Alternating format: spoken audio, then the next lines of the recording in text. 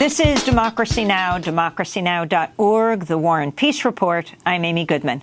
We're joined now by the legendary Grammy-award-winning songwriter, guitarist, activist Ani DiFranco. Refusing to bow to the power of record companies, she founded her own music label at the age of 19 in 1990. It's called Righteous Babe. She's gone on to release 20 studio albums, sell over 5 million records. Over the years, her music has woven together styles ranging from folk to funk, soul to jazz and R&B. She sings of the personal and political, of love, sexuality and loneliness, of sexual abuse and police brutality, and about the perversion of democracy in America. Pete Seeger once described Ani DiFranco as the torchbearer for the next generation. Ani DiFranco is out this week with her memoir. It's titled In No Walls and the Recurring Dream. Welcome to Democracy Now! It's great to have you back, Ani. Good to see you, Amy. So Thanks. Talk about the title of your book, No Walls and the Recurring Dream. Yeah. Well, I grew up in a house with no walls. So that's literally where that comes from. The house I grew up in was just sort of one room on the first floor and one room on the second floor. So it was architecturally a very intimate place to grow up. But my family, ironically, was not intimate. You know, there was sort of invisible walls everywhere.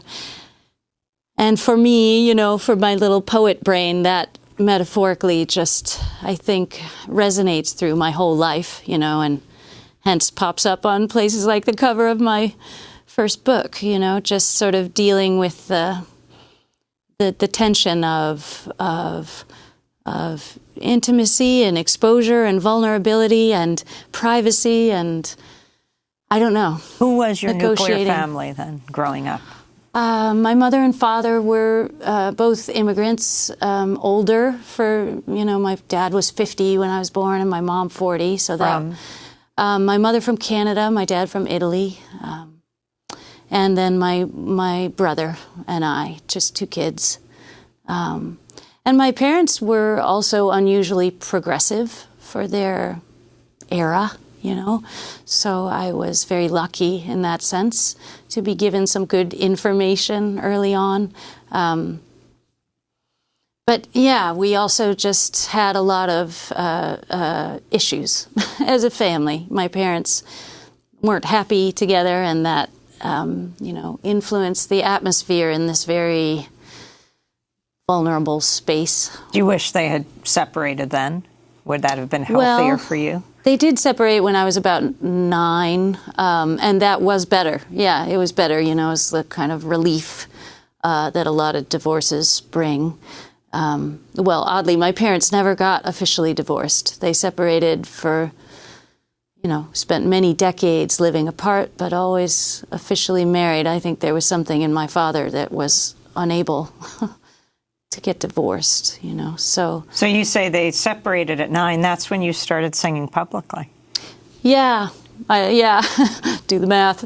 Yeah, you know, as like any kid dealing with strife and trouble in their world, you know, artistic expression. You know, I used to also dance and paint, and I was just needed a way to let that tension out of my body, and music was one from the beginning, from when I was a kid, and I sort of, my artistic expression got reduced to music or consolidated to music because it just is such a powerful medium, one that everybody takes to heart, and, you know, it just... How did you discover it?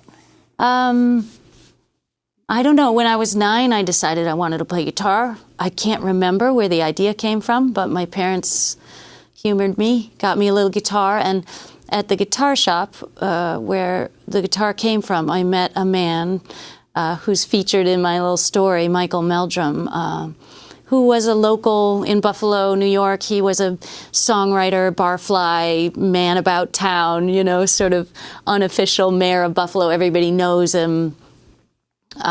Somewhat controversial but well-loved figure, and a songwriter, you know, so he sort of introduced me to my gig, and took me under his wing, and I was playing his shows with him when I was well underage and not legally supposed to be in all these places. But so talk about something you did that maybe some kids dream about but don't actually do. You became an emancipated minor.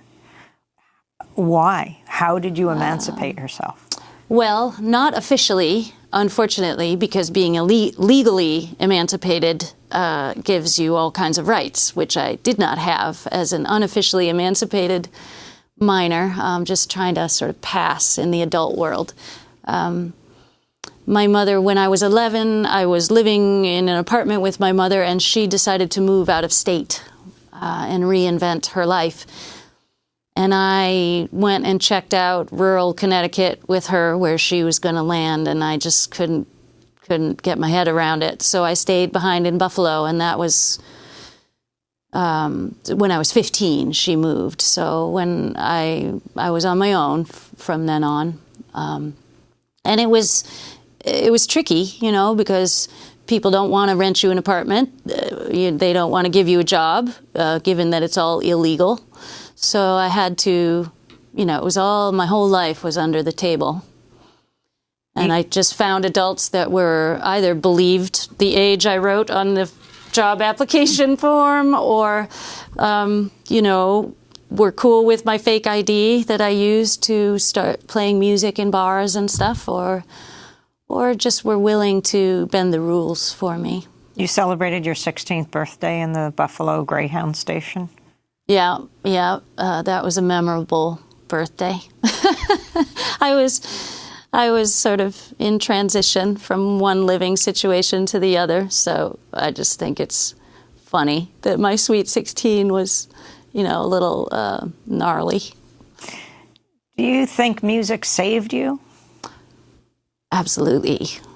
I mean, I hope for any kid that is struggling with, as the world around them struggles with the world around them in whatever way, that some adult has the wherewithal to hand them an instrument or some kind of tool of self-expression, because my relationship with my guitar, you know, my guitar was my best friend from the minute somebody put it in my hands, and I just don't know that I would have been able to navigate the way that I did without it. It's just invaluable to me to have this best friend that was always there for me, you know. So, yes, I think giving instruments to kids, giving them ways in which to express themselves is just incredibly vital. I'm always so disturbed when there's an economic downturn, for instance, and they immediately, you know, start cutting arts funding in schools, and that's the first thing to go. And I think that should be the last thing to go in times of trouble. Kids need art first. You released your first record when you were 18 years old. Talk about releasing it and then your attitude toward the music industry and what you ended up doing, creating your own label. Yeah, I mean, like a lot of local musicians, you know, operating locally or regionally, I made a cassette, I made a recording. You know, this is 1989, actually, when I first made my first recording. And that's a thing that's accessible to many people, you know, make humble little recordings on their own. You don't need a record company to do such a thing. So I did such a thing, and I was selling them at my gigs in Buffalo, and I immediately just questioned. My spirit was one to question everything, you know, and so I questioned just the idea of a record company, and even, you know, pursuing and partnering with a profit-motivated corporation to make a career in art and music. You know, I just felt incongruous to me. So I just kept going. You know, at first I just wrote Righteous Babe Records on my, you know, next recording that I made and the next one. And slowly that idea became a reality. And why did you choose the name Righteous Babe? Initially, it was Righteous Records when I was, 20 or 19, and so I wrote Righteous Records, and then discovered that there is a record company in Oklahoma that releases gospel music called Righteous Records. So we called them up, and they were not hip to sharing their name with me. So I threw the babe in there as this sort of just my sense of humor. Babe being the kind of go-to term for how, you are, when you're a young woman, it's like, hey, baby, hey, babe, what's your name, babe? Want to ride with me, babe? And my friend Susie and I, who, my sort of best friend in high school, we used to call each other that as, just to be ironic and take maybe some of that power back, of that word. And so inserting that in there, making it, going from Righteous Records to Righteous Babe Records, I think it just is about not only my idealism and political energy, but also my sense of humor. And you also put a phone number on your CDs, 1-800 on her own. Yeah. So they could contact you directly since you weren't, like at Sony Records? Yep, 1-800 on her own. The N is actually gratuitous, so in the office we like to call it 1-800 on her ox, which also works. But that was sort of my direct line. Much of my,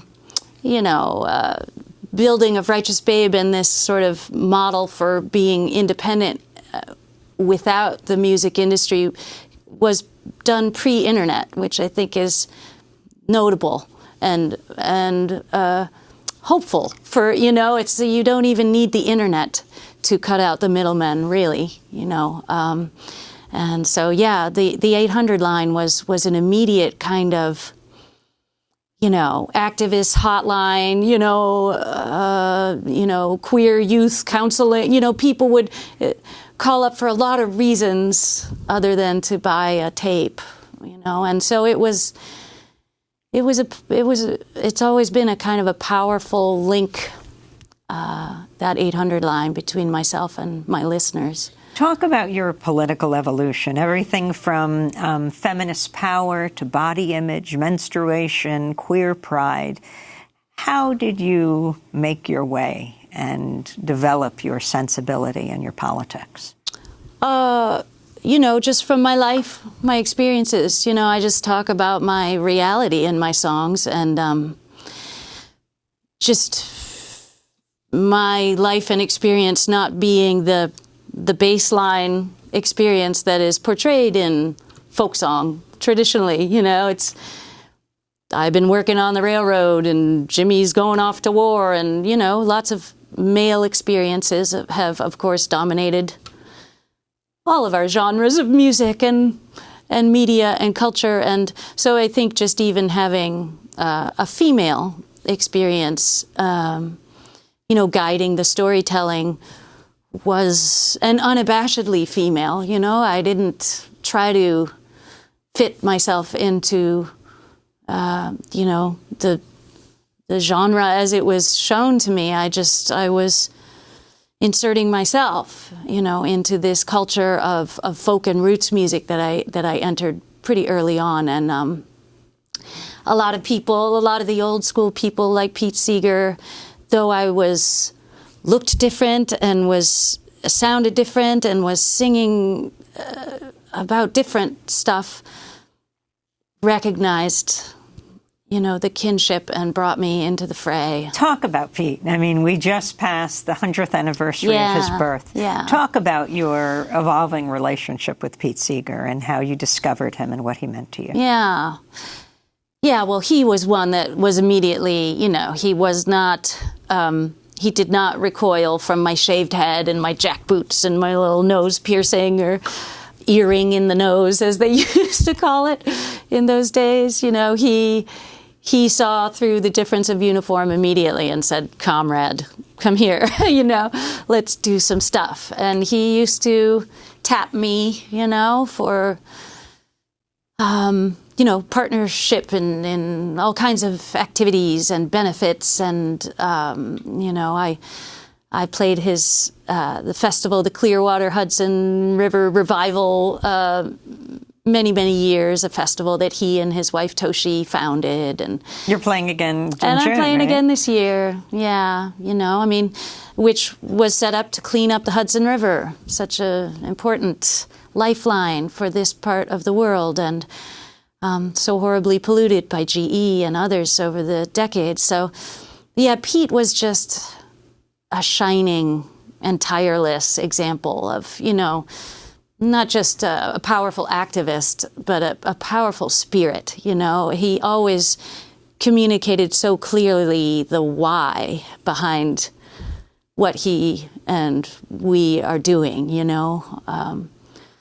He embodied in every moment the meaning behind it all, you know, the love and the kinship that he just sort of brought out in everyone, you know, this mutual respect and support that he emanated was contagious. Let's go to a clip of Ani DiFranco and Pete Seeger. They want to test their weaponry, but bring 'em home, bring 'em home. Here is their big fallacy. Bring 'em home, bring 'em home. Our foe is hunger and ignorance. Bring 'em home, bring 'em home. You can't beat that with bombs and guns.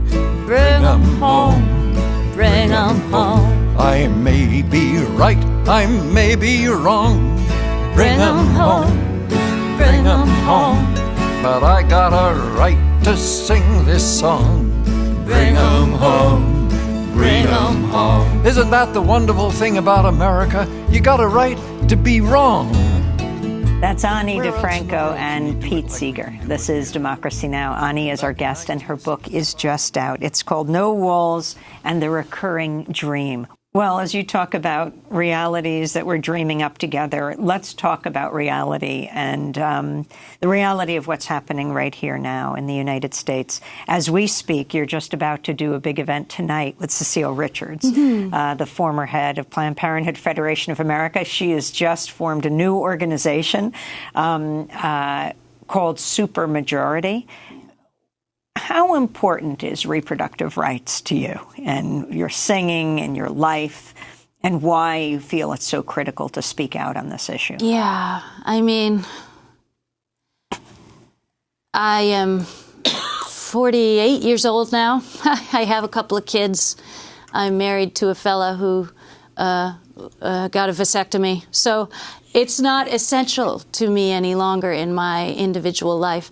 But I think it is more than essential for not just women, individual women, women collectively, but our society. I think reproductive freedom is at the basis of women's emancipation, of women's empowerment, and of moving away from the patriarchal systems and structure that have defined our society and culture and politics and world for so long. So I sort of see patriarchy as the root of all evil, so to speak.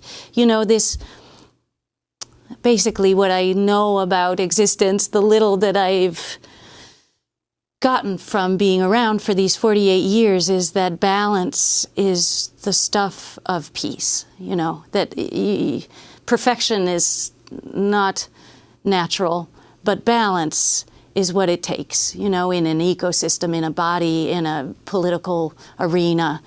And when you start with the fundamental imbalance of patriarchy, you just can't get to world peace. That's just against natural law. You know, the genders, first of all, the sensibilities, the talents and essences that both masculine and feminine bring to the table have to be in a resonant balance in order for us to be able to go further down the road towards healing all of these social diseases, you know, racism and the destruction of the environment and heterosexism and all of this, I think, is born of the fundamental imbalance of patriarchy, you know. So I think we have to go back to the source of the river and address that fundamental imbalance before we can address or heal the rest, you know. So reproductive freedom is just at the core of, I think,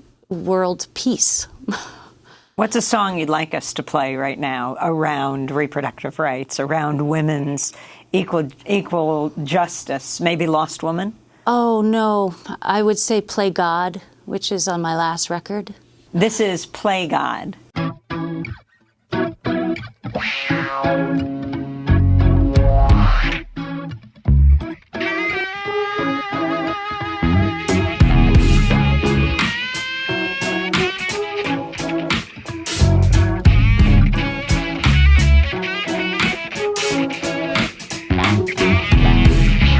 I was done at 16, showing up for class. I was out there in the rain, learning how to kick some ass.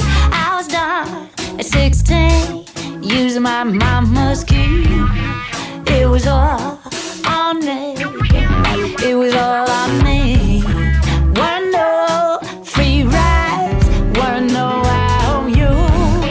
I bought my way, yes, I paid my dues, and I showed up to enlist on the first day of recruits. How bad? That's Ani DiFranco singing Play God. Talk about writing this song. Oh, yeah. Well, that song was on my last record, and I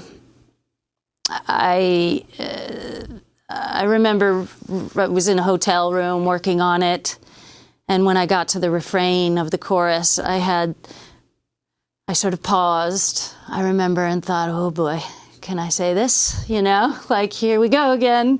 But for me, it felt it felt good to be in that place again of, you know, taking a deep breath and putting an inconvenient truth into the world in song, because I have felt that way many times in the past, and it just sort of connects me, you know, with myself and my mission, my work. And so that song, you know, just saying the words, you don't get to play God, man, I do, you know, is about really finally shedding all of the kind of patriarchal religious constriction and framework around a woman's participation in creation. You know, I think that women inherently understand all sorts of things about the reality of creation and being creator that men can only guess about. So I think that men absolutely have to defer to women in this arena, you know. So yeah, I talk a lot about reproductive freedom in my book, about the abortion that I had when I was 18 and the one that I had when I was 20. And those were hard decisions to make and painful times, but essential to my becoming myself and actually growing into my own skin and having my own life and purpose unfold in the world, and also essential for not bringing one more unwanted and unsupported child into this world. You know, just absolutely right and merciful for all involved. And your thoughts about the President Trump and his attempts to overturn Roe v. Wade, the Trump-Pence administration? My thoughts. Well, I mean, my basic thought is that all of this political regression from the top down is the shadow side of what's really happening, which is an awakening from the ground up, you know. We can see and feel, all of us, I think, a feminist awakening happening not just within women and amongst women, but men too, you know, a degree of inclusion and respect that is in many ways brand new. You know, I think the 21st century is the time, you know, for to really move beyond patriarchy. And I think that we are beginning, that we are on the path, and what you see and feel is a lot of pushback. Talk about working with Prince. How'd you meet him? Geez. Well, you know, when I was sort of constructing my, you know, independent label, he was in this era of desperately trying to get off of his major label, you know, writing Slave on his cheek and changing his name and just making all of these very poetic statements about, you know, being owned by a corporation, you know, this corporation that had benefited so greatly from its association with Prince, you know, to not be in artistic control of his work was wrong. So he started talking in the media about wanting to come over to Righteous Babe, and our dialogue sort of started publicly. And then, you know, at some point I went through Minneapolis and he turned up, and he had a habit of turning up for a few years, you know, which was an incredible honor and thrill for me. I've been a fan since I was just a little pup, you know, and in every way, not just, of course, his incredible music and musicality in the songs and everything he's contributed on that level, but his feminism, his gender-bending queerness, even, you know, his heterosexual queerness, you know, the way he just opens his transcendence above, you know, racial separation and division and hierarchies. And he just embodied these really transcendent possibilities for everyone around him. And we all, you know, were liberated by him. You recorded 2 songs with Prince, right? In 1999, yeah. Providence on your To the Teeth album, and I Love You, that's EYE, but I Don't Trust You Anymore. Yeah. Yeah, that was... So I play a show in Minneapolis. He shows up for the first time and blows my mind. And then he invites me... I had the day off the next day, and he invites me to come by Paisley Park and play on his new record. Okay, sure, that should be fine, you know. So I show up with my cheap little guitar, and I sit down in the waiting room, and they say, just wait a few minutes, he's busy. And he was busy recording this piano ballad, just solo, that song, I Love You, But I Don't Trust You Anymore. Solo, piano, and vocal. Beautiful, exquisite, quintessentially him. And then I get brought in, and he says, you know, it's in G. And I'm supposed to play guitar over this solo. I was just like, oh, okay, kill me now. First of all, I don't know what G is. I'm not that kind of guitar player. I'm a just scratch and sniff guitar player, you know. So mortal panic. Somehow I managed to just make it up and hang on to the song enough that he left it in. So it's just me accompanying him on this beautiful ballad, but, you know, such an honor. And I remember, and then I was so cheeky when I was young. So the evening before, when he said, will you come by the studio and play on my new record? I said, sure, if you'll play on my new record. So he did me the kindness of, you know, singing on my song too. And that song was? Providence, that's that, yeah. On yours. Now let's go to Utah Phillips. Oh, yeah. And your relationship with him.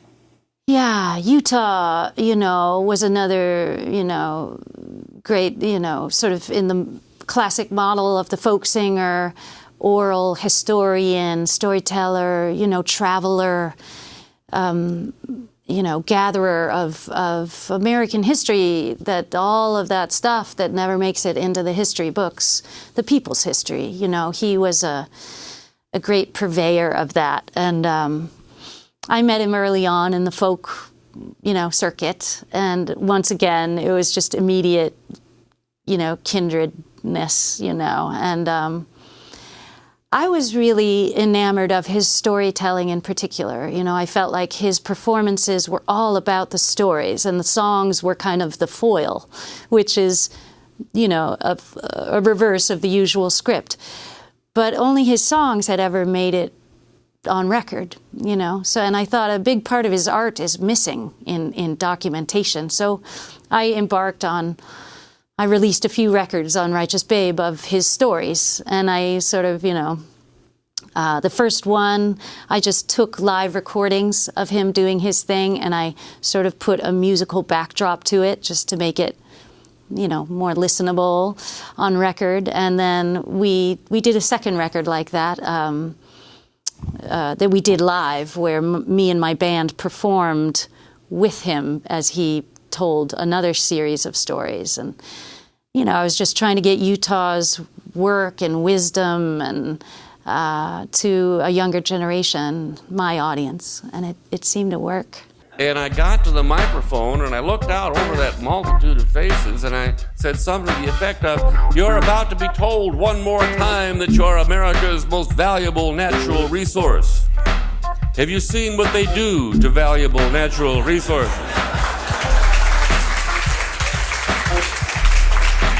Have you seen a strip mine? Have you seen a clear cut in the forest? Have you seen a polluted river? Don't ever let them call you a valuable natural resource. They're going to strip mine your soul. They're going to clear cut your best thoughts for the sake of profit unless you learn to resist, because the profit system follows the path of least resistance, and following the path of least resistance is what makes the river crooked."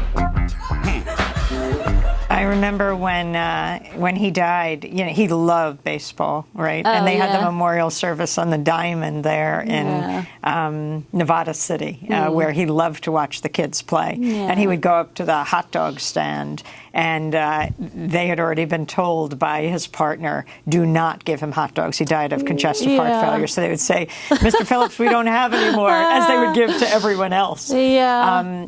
But what was it about Utah?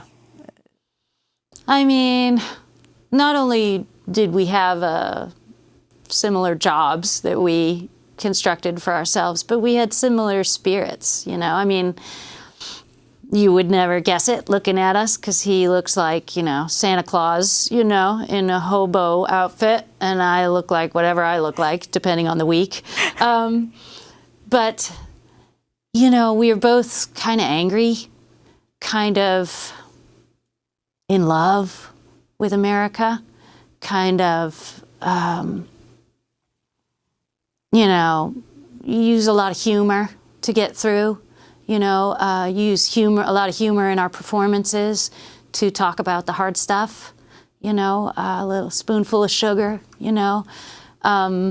irreverence, like big time. He's the king of it, and so just related to each other, I think, in a very, very basic way. Can you read one of the poems in your book, No Walls and the Recurring Dream? This is self-evident, and set the stage for us. Do you need it? Yes, I probably do. Gee whiz, I might also need my glasses. We'll see. It's nicely well lit in here. Yeah, so 9/11 has just occurred. I'm on the road. 2 weeks later, I hit the road in a nation in a state of panic. Everybody, there was not a lot of people coming out of their houses to go to shows or anything else. It was but I was just determined to be out there and engage. I couldn't stay behind closed shutters during that time. I felt stronger than ever about doing my work. And so I wrote this poem during that whole first tour. It mutated every night. A different version came out on stage. And so this is just this is where it ended up. But it was a revolving, alive, interactive work at that time. And now, as it is printed, it sounds like this. self-evident. Yes, us people are just poems. We're 90% metaphor with a leanness of meaning approaching hyper-distillation. And once upon a time, we were moonshine, rushing down the throat of a giraffe. Yes, rushing down the long hallway despite what the PA announcement says. Yes, rushing down the long hall, down the long stairs in a building so tall that it will always be there.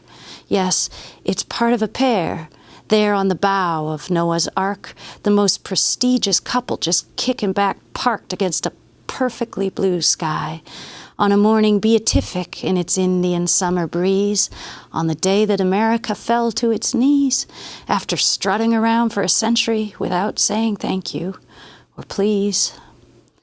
And the shock was subsonic, and the smoke was deafening between the setup and the punchline, because we were all on time for work that day. We all boarded that plane for it to fly, and then while the fires were raging, we all climbed up on the windowsill, and then we all held hands and jumped into the sky. And every burro looked up when it heard the first blast, and then every dumb action movie was summarily surpassed, and the exodus uptown by foot and motor car looked more like war than anything I've seen so far. So far. So far. So fierce and ingenious, a poetic specter so far gone that every jackass newscaster was struck dumb and stumbling over, "Oh my God, and this is unbelievable," and on and on. And I'll tell you what, while we're at it, you can keep the Pentagon, you can keep the propaganda, keep each and every TV that's been trying to convince me to participate in some prep school punk's plan to perpetuate retribution, perpetuate retribution, even as the blue toxic smoke of our lesson in retribution is still hanging in the air.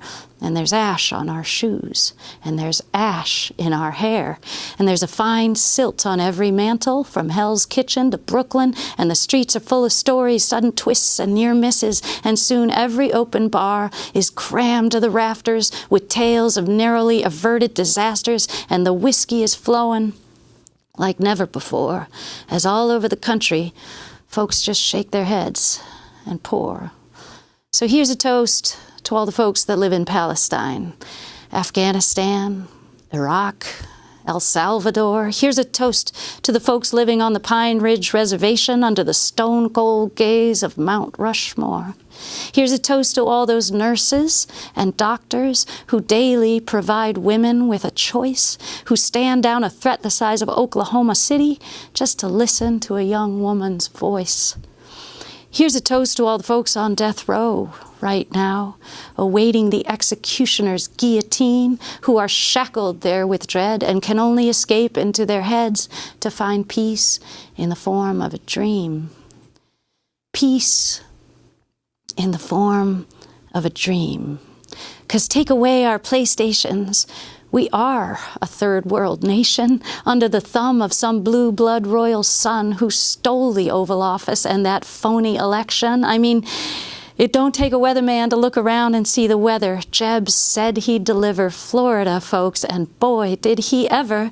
And we hold these truths to be self-evident. Number one, George W. Bush is not president. Number two, America is not a true democracy. And number three, the media is not fooling me, because I am a poem, heeding hyperdistillation, and I've got no room for a lie so verbose.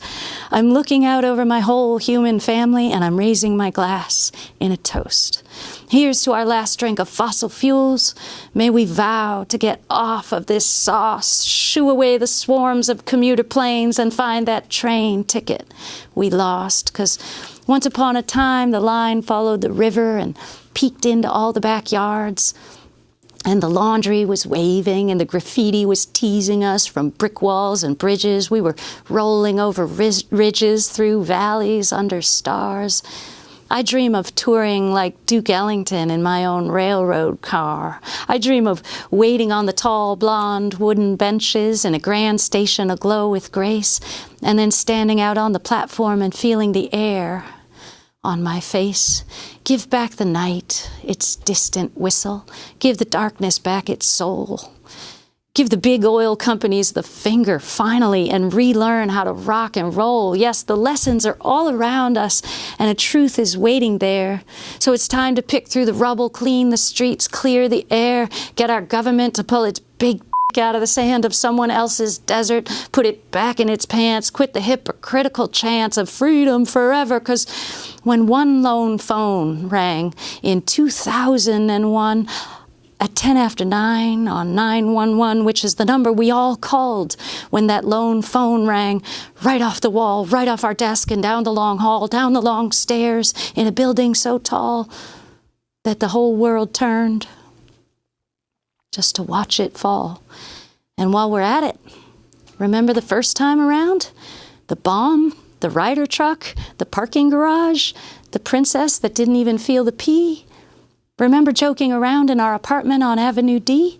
Can you imagine how many paper coffee cups would have to change their design following a fantastical reversal of the New York skyline? It was a joke at the time. And that was just a few years ago. So let the record show that the FBI was all over that case, that the plot was obvious and in everybody's face, and scoping that scene religiously, the CIA, or is it KGB, committing countless crimes against humanity with this kind of eventuality as its excuse for abuse after expensive abuse, and it didn't have a clue. Look, another window to see through, way up here on the 104th floor. Look, another key, another door. 10% literal, 90% metaphor. 3,000 some poems disguised as people on an almost too perfect day. Must be more than pawns in some passion play. So now it's your job, and it's my job, to make it that way, to make sure they didn't die in vain. Shh. Listen. Hear the train? Self-evident, Ani DiFranco, reading from her new book, No Walls and the Recurring Dream. I know you have to leave, but I wanted to just ask you about that moment in 2003. It was just as President Bush was bombing Iraq, and you had this concert in New Jersey, and you invited me to come there and to talk about the bombing and what happened in that concert hall. This is about politics and pressure and culture and music and resistance. Yeah. Well, that first tour, I was encountering incredible, pushback everywhere I went to using my voice.